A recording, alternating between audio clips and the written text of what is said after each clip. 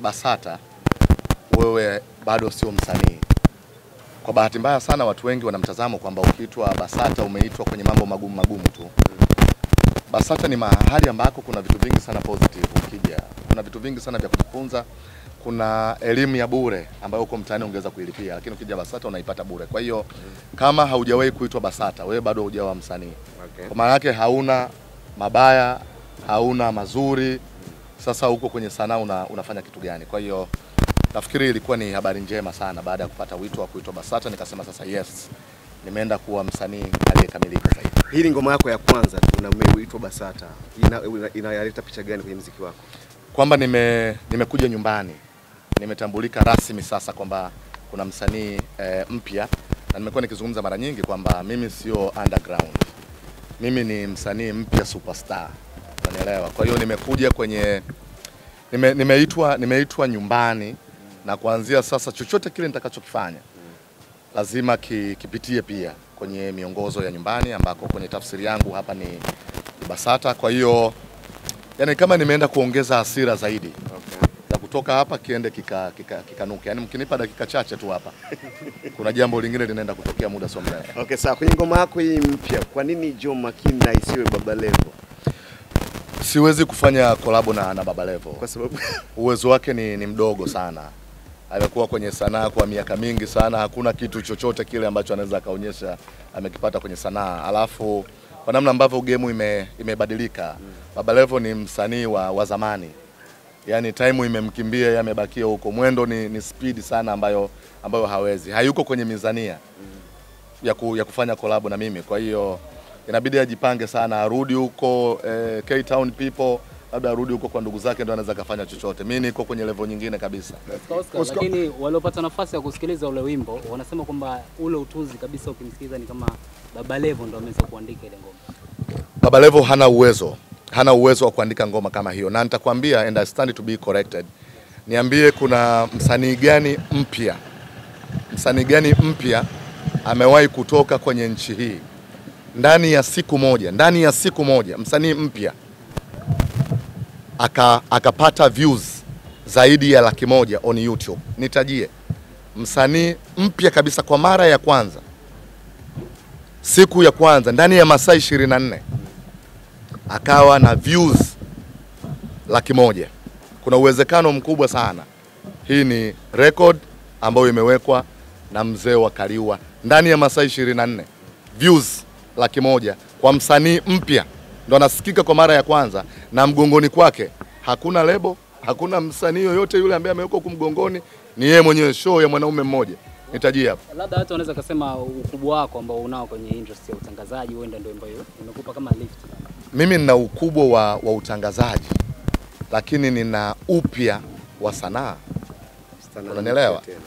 Mimi ni sanaa mpya tena.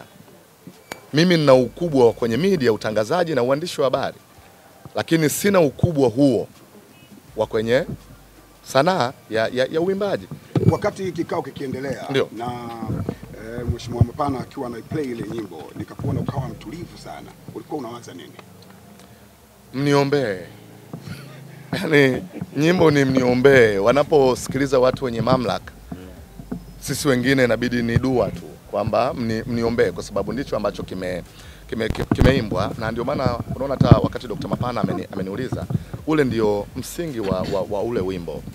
Wako watu wengi sana wanafanya maovu kwenye jamii yetu, na hatutaki kusema ukweli kwa sababu kuna namna tunataka tufiche watu wasiujue ukweli. Hata huo umekosa namna gani, bado una nafasi mbele za Mwenyezi Mungu. Ule wimbo unazungumza ni dhambi tupu kuanzia mwanzo mpaka mwisho wa wimbo. Na tunaambiwa pia kwenye vitabu vitakatifu kwamba mwanadamu sio mkamilifu.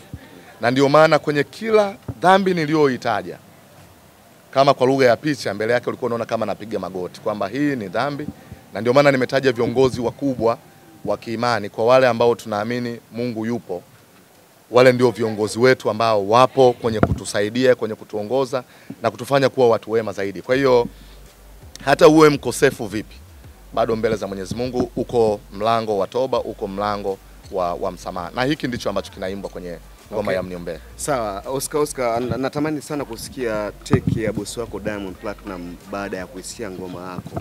Kuna mazungumzo yote ambayo umeyazungumza, comments yoyote kupitia ngoma yako?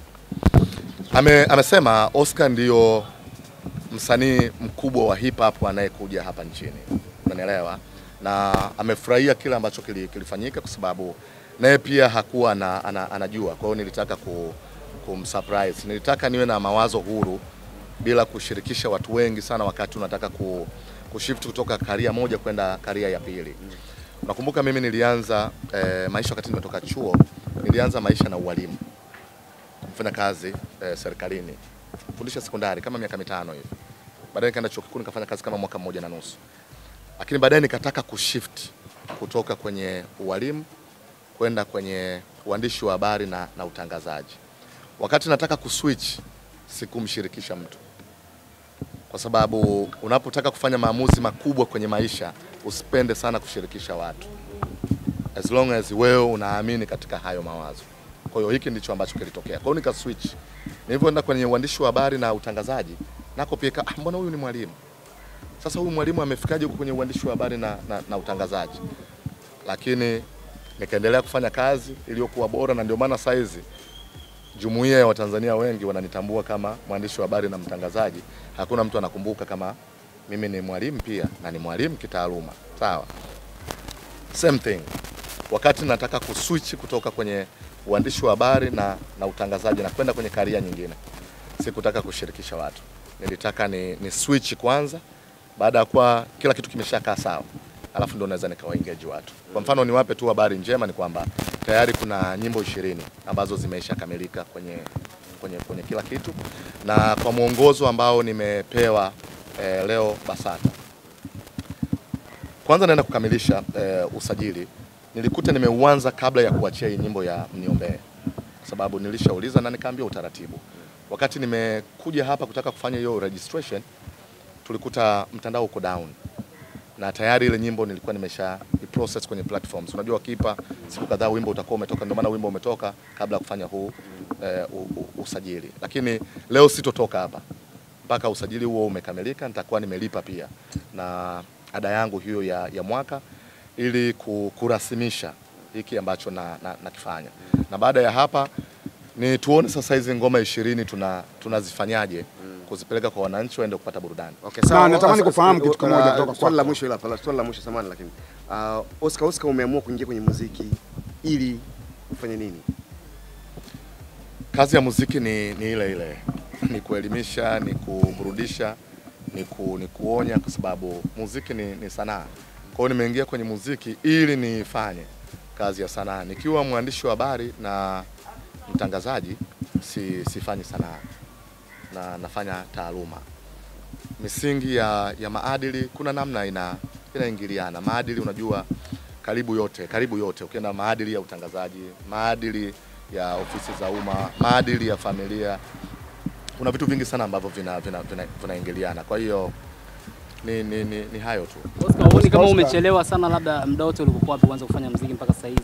Useme utaweza kweli nguvu ya vijana ambao wapo kwenye soko kushindana nao? Hakuna kuchelewa kwenye mafanikio. Kama kuna kitu chochote bado unaamini unaweza ukapush na ukaenda juu zaidi. Usihesabu kuna kuchelewa kwenye kutafuta mafanikio. Tena hapa palipo ndio pazuri kwa sababu miaka 10 ya kwanza ya Bongo Flava na I think even 5 iliyofuatia, miaka 15 ile ya kwanza, kaka zetu na dada zetu wengi walifanya hii sanaa ni kuseti tu platforms. Unanielewa?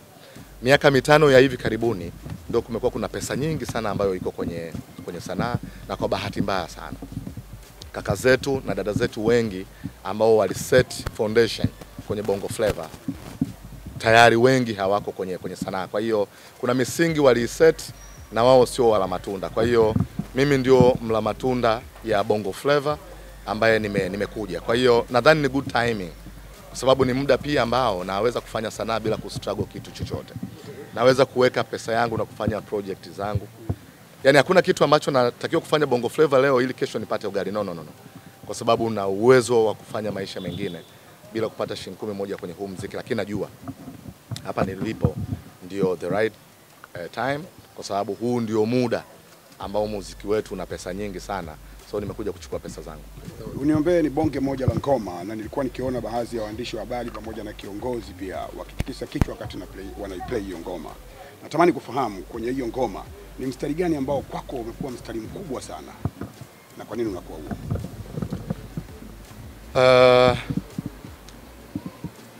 Mimi issue yangu kubwa sana ilikuwa kwenye chorus. Namna ya kuwa integrate wale viongozi wa dini kwa ukubwa wao na madhambi ambayo yanazungumzwa ndani ya ngoma yenyewe. So kwa maoni yangu mstari mkubwa zaidi, sitaki kutaja kama mstari, lakini ni chorus. Yani chorus kwangu ndio kitu bora zaidi kwenye hii ngoma kuliko kitu kingine chochote, kwa sababu huku ndiko watu tunapaswa kwenda kuombewa, huku ndiko ambako yanapatikana matumaini mapya, na huku ndiko ambako watu ambao wameanguka dhambini huwa wanainuliwa na kuwa watu wapya. Watu wengi wana connect dot, kwa maana pale unapokuona na Lady JD Jide wanaambatanisha. Wengine wanasema Oscar yuko kwenye huba zito na Mama Samfood Commando, mmoja kati ya wanamuziki ambao wamechonga barabara, na zamani alikuwa akirap, sasa hivi anaimba. Kwenye hii ngoma kahusika kwa namna moja au nyingine, na ni kweli kwamba mpo kwenye mahusiano ya kimapenzi? Kwanza niliweke hili very clear. Ukisema JD anamdate Oscar ni kumkosea adabu kwanza Lady JD, lakini pia ni kumkosea adabu Oscar. Lady JD ni dada yangu, ni mtu ambaye mimi sijawahi kuwa kwenye mahusiano ambayo yeye hayafahamu. Unaelewa vizuri ninachokisema? Sijawahi kuwa na mwanamke ambaye niko naye kwenye mahusiano halafu Lady JD sijamwambia, Lady JD sijamshirikisha. Kwa hiyo hebu msimkosee dada. Mwekeni dada pembeni. Kuna kazi kubwa sana ameifanya kwenye hii sanaa na kwa heshima kubwa. Moja kati ya wanawake kwenye sanaa ya kiwanda cha Bongo Flava wenye heshima kubwa sana since day one. Kesho kutwa hapa anaenda kutimiza miaka 25 kwenye game, it's not a joke. Amefanya kazi kubwa sana. Kwa hiyo nafikiri hii ni time ambayo tunapaswa kumzungumza Lady JD kwa mambo mengi makubwa na mambo mazuri aliyoyafanya kwenye kiwanda hiki cha Bongo Flava, lakini pia kwenye sanaa ya nchi yetu. Ni watu ambao wametambulisha taifa letu nje ya mipaka. Ameshinda tuzo nyingi sana kama kijiji. Ametoa album nyingi sana kuliko mwanamke yoyote ambaye amewahi kufanya sanaa ya muziki hapa nchini. Asihusishwe kabisa na mahusiano yoyote. Is my sister, very good friend of mine. Sijawahi kuingia kwenye mahusiano na mtu yoyote na nisimwambie. Sawa, Oscar, kumaliza haya mahojiano bila kuiombea Simba. Tutakuwa tumefanya sawa kwa sababu wewe ni mwanasoka pia. Mimi leo nataka mniombee tu. Nataka mniombee tu wimbo mpya. Mambo ya soka utaki kuhusika nao tena kwani? Nasema hivi, kama kuna maombi, achana na Simba. Siombei Simba chochote. Niko hapa kuuombea wimbo wangu. Nimesema tena, ndani ya siku moja kuna views zaidi ya 100,000. Kwa msanii mpya ndani ya masaa 24 kuwa na views 100,000 on YouTube peke yake. Kama yuko msanii mwingine, na nyuma kumbuka, hakuna lebo, hakuna msanii mkubwa ambaye amekaa na muongoza Oscar. Jamani, moshi mweupe umetokea Kaliua this time. Tuishi humo yani. Oscar, hapo nataka ni